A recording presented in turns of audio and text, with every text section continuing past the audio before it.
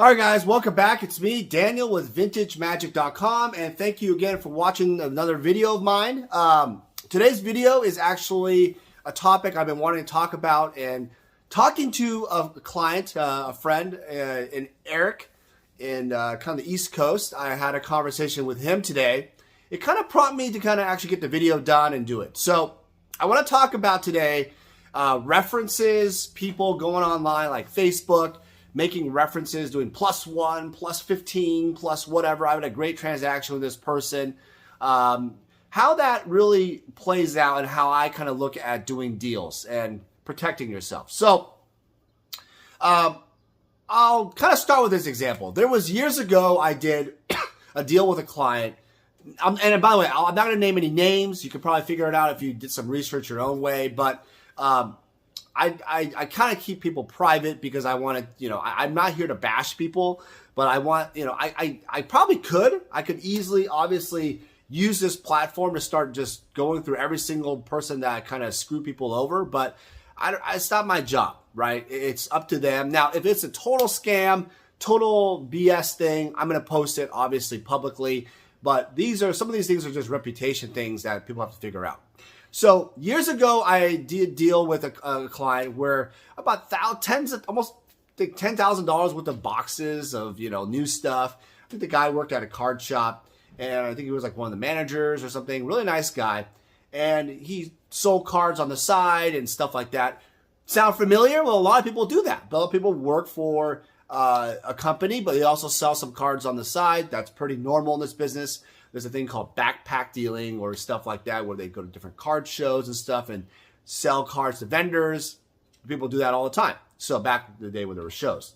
So then I think years down the road, a few years down the road, there's a situation where the guy ended up selling a card that was rebacked. It was a reback card. I think it was like a beta card that was rebacked. And it was a pricey card, thousands of dollars, right? And then the guy, I think, basically didn't refund the guy for a while, didn't have the money at the time. Something happened, some communication, online crap.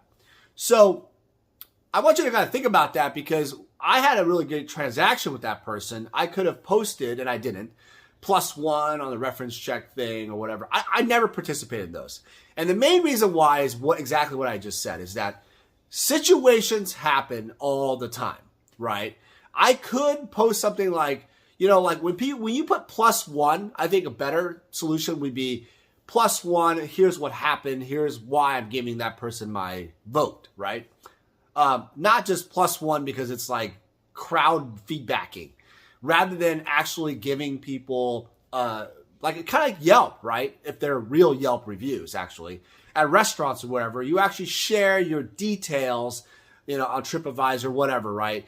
What your experience was. And the detailed ones are the ones that really I like to read if you're going through those, because it really gives you an idea of what you're going to experience, right?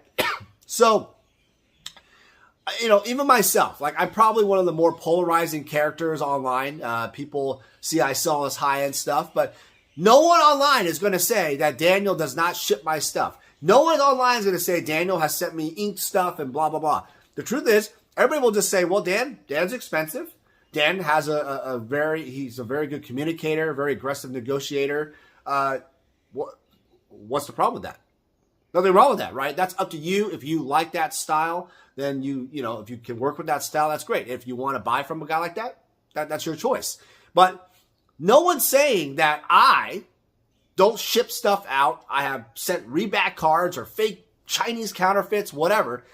That's the problem, is that there are cases in the community where people's type of image and their reputation has changed over the years. And I don't like just putting +1. So why do people even do these reference checks? And I want obvious case is because you want to have protection. So when you go on eBay, you have a thing called eBay buyer protection. I keep saying this to people. It's actually a very valuable thing. So they side with the buyer quite a bit. So the seller needs to do their part. Don't be shady. That's all I gotta say. Don't be shady. So you provide great photos, great communication, ship the item timely, tracking, signature. I think it's signature if it's over $750, and boom, done. Positive feedback, right? Do a great job. I have over 5,000 positive feedbacks, pretty much all positive. If I had a negative, I worked it out with someone. It's probably due to the post or the FedEx messing something up. The condition wasn't exactly, I've had very, very rarely any of those, right? Conditionally, not as described type of thing. So really important to understand that the consistency factor in your feedback on eBay is really critical. I also was mentioning to Eric, there are sellers with 100,000 feedback, some insane amount of feedback, gets thousands of feedback every month. But if you look at their feedback, in the negative section, there could be 5, 10, 30 negatives. But if you do the math, there's still over 90 percentile positive feedback. So you're probably thinking to yourself, man, it's going to be a positive transaction. But the negative feedback, because eBay has a great search thing on there, you can actually click on to see what that negative feedback was. And then make your Yelp review determination, right? Or TripAdvisor feel, right? Hey, did that person actually, was this kind of a bogus case? Or was this like, hey, they shipped me inked cards. They shipped me damaged cards and they didn't refund me anything. And I had to fight through eBay, whatever, right? Details, remember? Details. So if you're buying cards, it's really important, excuse me, to actually do your homework as a buyer. And not just trust that someone's saying +1 because their friend of a friend and their monkey and their dog and their cat and their panda, their robot guy basically said +1 because they want to look good. That's very dangerous. I would not even try that, especially for high-end Magic cards, because the moment you get duped, the moment you get screwed by one of these guys, you'll never forget it. Never forget it. I also don't do deals with people that they think that they're like the best. They're like some kind of like incredible dealer of the century, or they come off very cocky all the time. The main reason why I don't like that is because, I don't like to deal with people that, overpromise and underdeliver, if that makes sense. I want to deal with people that can, I can trust, their word, right? When they say, hey, I could try to get this, it probably, this is the percentage I feel like it could happen. I can get this item for you. Or they're like, hey, I can get this, how about this? Let's do this part of the deal first. And then if you like it, we'll continue on, right? People that are more flexible, I like that. And there are people you will meet. I'm not going to name the names, that will tell you that there's some kind of magical, amazing dealer. And then when it comes down to it, they really don't have the cards or the product. And also this pertains to buyers, same exact thing. And they talk a lot of talk, they waste your time, but they don't actually buy or have any interest, which is perfectly fine. They don't have to buy, but they're wanting all this free information, all your information to either, resell your stuff. That's another thing that happens is, especially as a bigger dealer like myself, people will want to know what inventory I have so they can resell it to their clients to basically get additional money. And I kind of put the halt on that pretty quick because, number one, people can find me pretty easily. Also, it becomes a shipping issue and an authenticity issue of certain things. I don't want it to be a situation where they're unhappy and then they're not getting the best service. And this, so I say, hey, look, how about you introduce me to the client and I give you the fee if it works out. That's usually how I play. And that usually works out pretty good because then they don't have to worry about me shipping to someone else and then they ship me to someone else. I do that very rarely for certain clients. So that's another way to kind of avoid negative feedback thing is using broker stuff. I wouldn't use brokers unless they're like the best, highly trustable brokers that are not, they're always under promising, over delivering. They're always doing things that they're not like, hey, I'm the best person in the world. I can do anything. That's not going to fly. Like humility is really important for this type of thing. The other thing I also think is like PayPal. Like obviously with eBay, you pay with a credit card. And let's say you do PayPal friends and family. This is a worthy topic. A lot of people do deals where there's PayPal friends and family all the time. PayPal Friends and Family is kind of like Venmo style, and then I think they bought Venmo, so they own Venmo, where you basically are paying using your bank account, and then thus there is no PayPal fee to the other person you're buying from because you're using your bank account. Now you can use your credit card and pay the fee, but people usually use your bank account, and you can then buy stuff with no fee. Now, obviously, PayPal says this is for friends and family. Now, in the United States, I believe the maximum thing you can do friends and family without being charged taxes is like $16,000 to an individual. So be very aware that you can get $16,000 friends and family. But I mean, if you get audited and they find that it's not, you can get in big trouble. So it's just one of those things where you're not supposed to. PayPal doesn't like it, but everybody does it type of thing, right? So if you are afraid, though, as a buyer of like the item might be inked, trimmed, not authentic, not, something, you want to make sure you just do a PayPal regular credit card payment. And that basically means you're going to be paying, I think it's like 3% domestic fee or 4.5%. I just round up to 5%, just for easiness. But that for international. So basically, in this case, you want to, as a buyer, obviously you're trying to save money from the fee, but you're also the seller wants to save money. So you could easily meet them in the middle, right? And you cover it, and that gives you the peace of mind. And what does that mean? Like, so if let's say they don't ship the item on time. Let's say they're a complete fraud and they had great feedback before, and they just literally just steal from you. They ghost your ass, right? Then you have full protection through the credit card because you have to have a tracking number, all that. Let's say there's even more complex fraud where basically they send you a box, like it's supposed to be an Alpha Shiva Dragon, and they send you basically a beta signed, I don't know, giant growth. That's it. I mean, what do you do at that point? You have protection with your credit card through PayPal and obviously with eBay. So that's why you do that. Now, obviously you have a situation where if you are actually trying to save money, right? You have to look at it like the big deals, like $10,000, the 1.5%. Yeah, it adds up definitely, right? If you're meeting in the middle. But is it really worth the peace of mind, the aggravation of dealing with a fraud situation? Yeah, I probably pay that 1.5%. Or even the 3%. About like $300 on $10,000? Why not? So you got to understand that's the cost of business. That's the way it is. If you're collecting something, you want peace of mind, you don't trust that person, then that's what you have to do. And if the seller actually is trustworthy, they're not going to fight you over it. They're going to be very understanding. And they should also give you all the information up front. So when you're buying an item, you should get all the pictures, all of the condition stuff answered, inked, where your provenance even, right? Stuff like that. So you feel comfortable when you're purchasing something. If you're not getting that information as a buyer, it's probably going to be a bad situation. So I would not buy it. Buy those items. And that just leaves like another tip also is that you often see me do a lot of deals like in person. Like, for example, guys, I will also mention I will be in Vegas February 3rd to 7th, Las Vegas. If you guys have any deals, questions, want to do some business, I will be around to purchase stuff.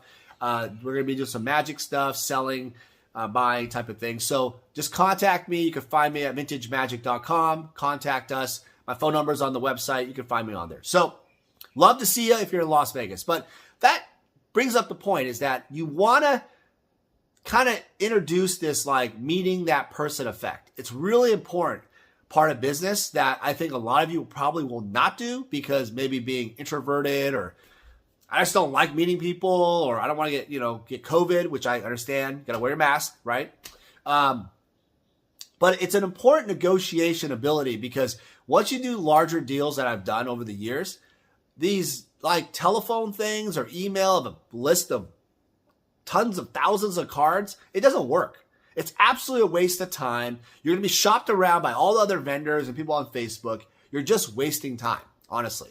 And I I mean, I know Rudy does that, but he's also paying 50 cents on the dollar, I think, on most of his stuff. So those are people that want to be on YouTube or like his channel, want to support him. Perfectly fine. But if you want to get more for your money, if you're selling your cards, typically I think meeting in person is a more effective way. Also, if you want to get paid in cash, no one's going to mail cash over FedEx. So people want cash all the time. We're talking about $100 bills, right? So only way you're going to do that, meet in person. No one's going to send you money via FedEx. So there are certain dealers and people that have great relationships with clients all over the world, and like what I do, and they travel and meet the clients. I think that's probably the more top tier level of transactions I've ever seen. Because if I have 100, like I went to see Ramald, right? And brought the $500,000 Alpha PSA 10 signed Alpha Lotus to him in Barcelona, Spain. I could have mailed that FedEx, but both him and I were like, no, we're not going to mail this card. And then if customs like breaks it open and says, oh, is this like fraudulent? Is this like some kind of like, I don't know, drugs inside here? What is this, magic crack? I mean, what is it, right? You don't want that situation. I've had stories where people had Arabian Nights box, Beta Starter Deck box. This happened to me. The freaking customs cut the damn wrapper and to check if it was like a bomb. And that effed up the deal in some way, but that's just the way it goes, right? So that's why if you fly on the airplane with the product, you know it's not going to get tampered with.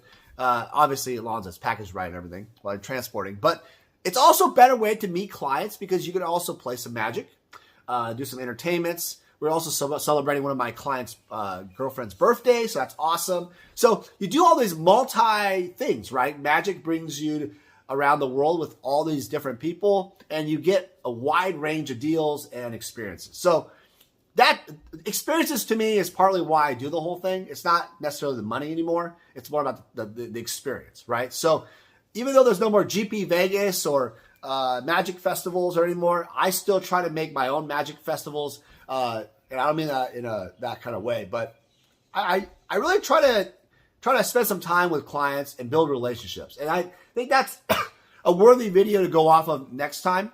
But relationships are really the key to any kind of successful business, in my opinion. So I'll leave you with this last thought on the reputation and everything. Is that I said lots of different points. Some of it, obviously, is indirect. Some of it's direct. I think ultimately when you purchase something, in the case of purchasing something, you have to think about this from a point of view as making yourself feel comfortable, right? It's a gut feeling. But even though you have a good gut feeling about that person, you might have done all the research, they have perfect feedback. If you have any doubt of that person, any red flags, anything, I would just pay by credit card, pay the damn 3%, 5% for international, whatever, and just call it a day. And if you don't want to pay the 3 to 5%, you probably shouldn't be buying Magic cards because honestly, that's just the cost of business, right? If you plan on reselling, 3 to 5% means nothing in the scheme of it all. Also, I also believe this. I'll say this, that there are Magic artists. Yes, this is true. Magic artists who have screwed other people over, clients, their own customers over the years. Some of it has been, the lower end. Some of it's to this case of like taking my money and basically not giving me any product, just stealing my stuff. I don't even know if they have my stuff. They don't even answer my emails. No phone calls. They're ghosting, right? But they're obviously out there selling. They're even at the Magic shows selling like nothing ever happened.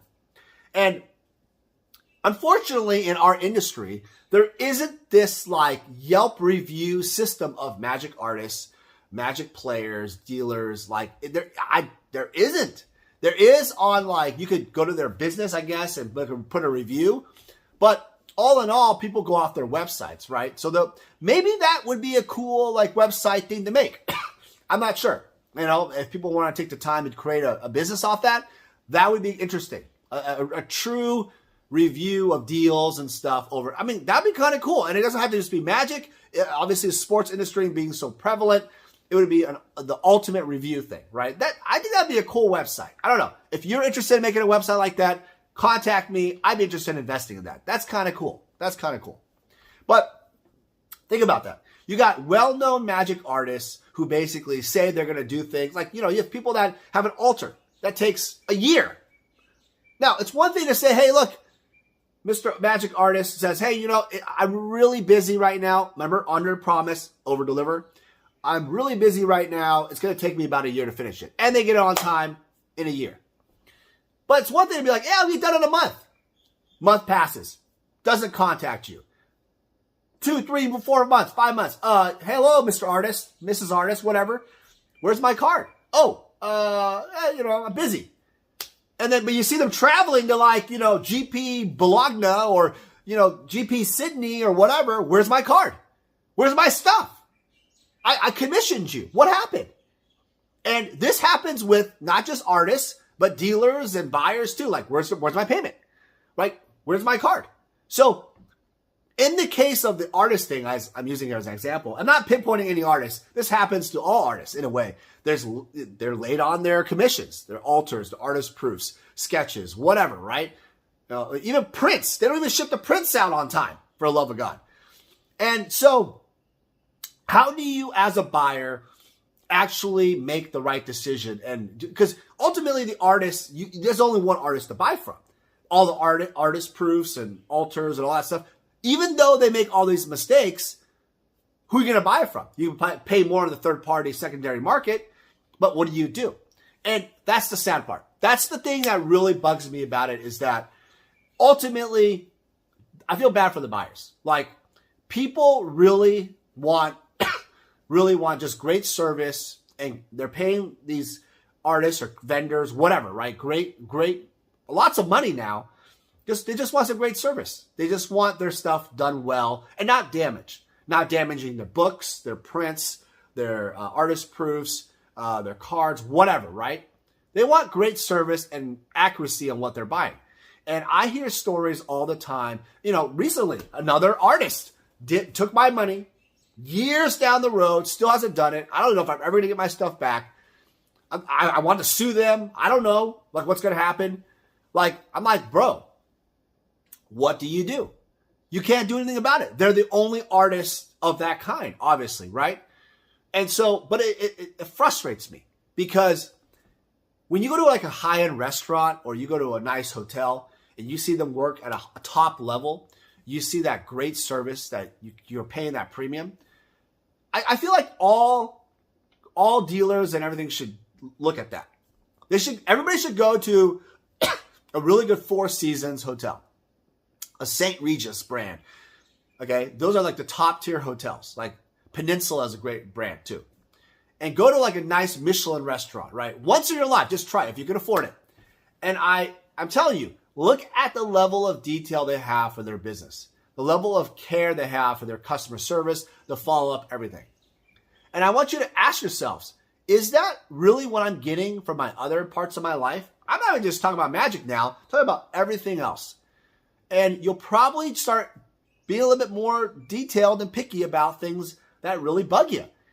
And you'll realize that, man, I've been duped all these years. So you as the buyer, this is what I'll end it with. Have the right to not do business with that person, that individual, vendor, artist, whatever, right? Buyer, same thing. You have the right to never do business, and put your feedback out there so people know that, and that's fair. If you feel duped or whatever, try to resolve the situation, but don't be afraid to say, hey, you know what? I will never do business with this person because of this valid reason. And then hold by that, because until that vendor or individual artist, whatever, doesn't see that, like eventually there's multiple occasions, they're going to realize pretty quick that, man, there's people that do not want to do business with me, and they're going to tell their friends, tell their family, whatever, right? Their magic buddies. Hey, I got screwed on this deal. I'm not going to do business because this is what happened. These are my actual experiences, not just some like made up fluff stuff, right? This is real deal stuff. So it's really important for you to get like accurate, great service and be willing to step up. So I hope you guys have, look, a great week. I thought I'd just make this video because it just was on my mind. I don't know. It would drive me nuts, honestly, if I did not get my items accurately on time and everything, it would really make me upset. And, unfortunately, I'm a victim of that. I have been screwed multiple times, have got product that was damaged, late, from multiple individuals. And I will tell you that I hope this video hits home to some of you guys that just be patient, great communication, and protect yourself on deals. Don't take, if you're giving, let's say you're giving cards to get done as an artist proof or you're sketched or whatever by an artist, take pictures, video, document every email, pay by credit card type of thing, pay by wire. So this way you have a documentation of it. Don't just give cash. If you give cash, record the damn cash when you're giving it to the artist, or when you're doing deals in general. Like, let's say you do a deal with someone and some of the cards might be fake or stolen. Have some documentation that unless it's like someone that is a prominent dealer who you can trust, someone that has a great reputation you can trust. And that is something that I hope that never happens to you guys, that you ever get duped. But man, it sucks. All right, guys, have a great weekend, a great week. I'm sorry the video is a little long, but it was just on my mind. Hope you guys are doing well. All right, take care. Hey everyone, it's Daniel Chang with VintageMagic.com. In this video, I want to run through our consultation service on VintageMagic.com. So what's really exciting to me about the consultation process is meeting you. I've met so many incredible people in the Magic the Gathering industry all over the world, and this consultation process is the key part to a successful working relationship. Getting hold of me is very simple. You could call or email me. We'll talk more about your needs. From all that information I gather in our call, typically about an hour long, I'm going to determine the best solution for you. So because we have such a suite of services that we offer, I'm going to sit down with a follow-up call, and then we're going to go off and determine what the best path is. I have experience in handling conversations in regards to large collections of artwork, sets of cards, either if it's graded or ungraded, raw cards. I also have dealt with collections with lots of misprints and oddities. Altered cards, sketch cards, and artist proofs are also one of my specialties. My experience in Magic Gathering has gone to any level of collecting you may have. I look forward to working with you. Vintage Magic. Game, collect, invest. For more information about our consulting and professional services, visit VintageMagic.com.